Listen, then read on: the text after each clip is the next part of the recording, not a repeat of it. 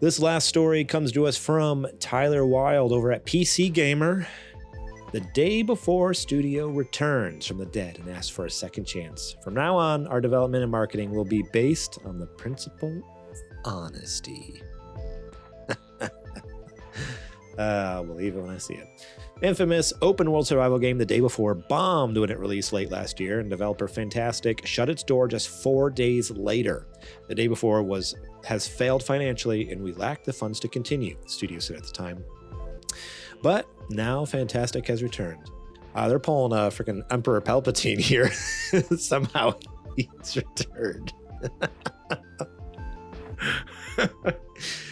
Saying it's going to do things differently this time and asking gamers to fund its next project on Kickstarter. Wow. Given its reputation, the reanimated studio, which also made the once popular, now defunct Prop Night, might have a hard time reaching even its modest $15,535 goal for Escape Factory, a physics-based multiplayer co-op escape game. Kickstarter users once pledged $55,492 to fund a potato salad, though, so anything's possible. Oh, boy. The multi-year saga that concluded with Fantastic's closure began in 2021 with a slick-looking announcement trailer for The Day Before. If there's one thing PC gamers flock to, it's open-world survival games, and The Day Before shot to the top of Steam's most wish-listed chart with the expectation that it'd be a zombie MMO with The Last of Us-like graphics. After a series of delays, the audience grew skeptical that The Day Before would really be the game they were imagining. And when it released in 2023, it turned out to be a janky, generic extraction shooter that did not meet most people's definition of an MMO. I think that's the outcome a lot of people truly expected at that point. They showed up for a train wreck and got one. And as we observed after playing The Day Before ourselves, the game didn't actually look at all that different from what we saw in the trailers. It was just, bad. We apologize. I don't know who's saying that. There's like quotes around it, but maybe it's the person writing the article. I don't know. We apologize if we didn't meet your expectations, the studio said after the launch. We did everything within our power, but unfortunately, we miscalculated our capabilities. Creating games is an incredibly challenging endeavor.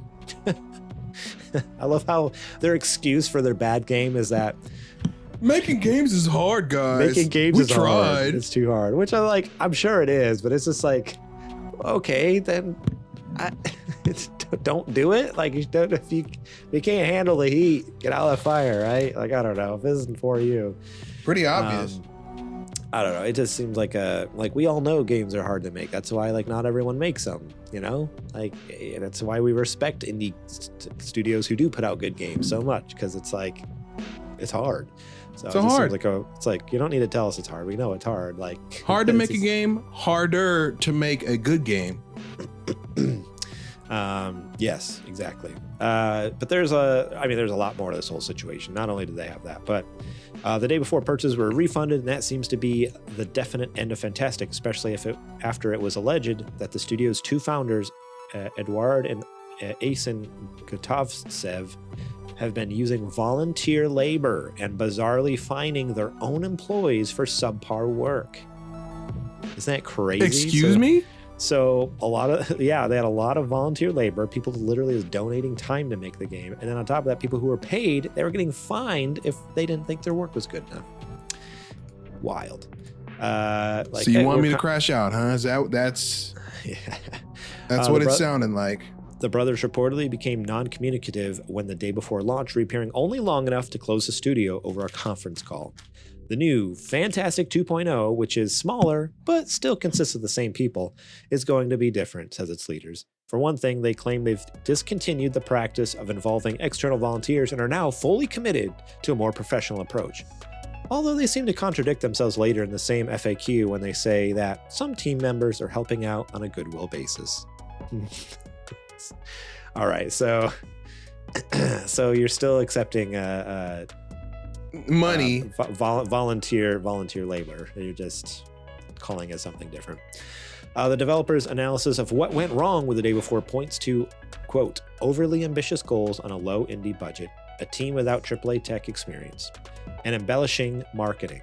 I'd say that's probably the big one. I think they kind of buried the lead a little bit there. Like, yeah, okay, overly ambitious, okay, low budget, all right. No experience with AAA games, all right. Embellished marketing.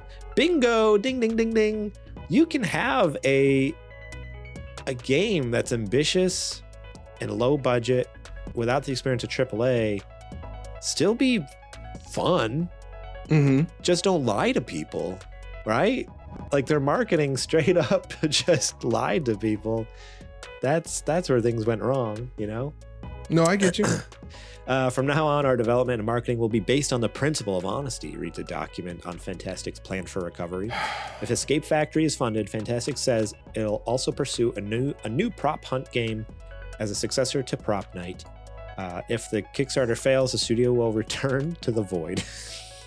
I don't know if they said that or if that's just the writer at PC Gamer, which they're usually pretty snarky over there. You know, they love to add their jokes in. We're asking for a second chance. We believe that with your support, we can create your future favorite games, says the company. So, Adrian, do we trust Fantastic?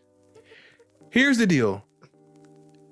I feel like you have to allow studios to make a what I don't like. I clicked on the link for the Kickstarter. I don't know when this article was written. It says it was written on the September 20. Oh, what? September 20? That was like a month ago. Well, anyways, this was new news. It just popped back up. So this is all relevant news but apparently Kickstarter was canceled just a few days ago. Really? Did they get the money? No, their goal was $15,000. They only made it to $2,375, and then that tells you right there the general public knows in situations like this. It says here funding canceled. Funding for this project was canceled by the project creator on October 22nd.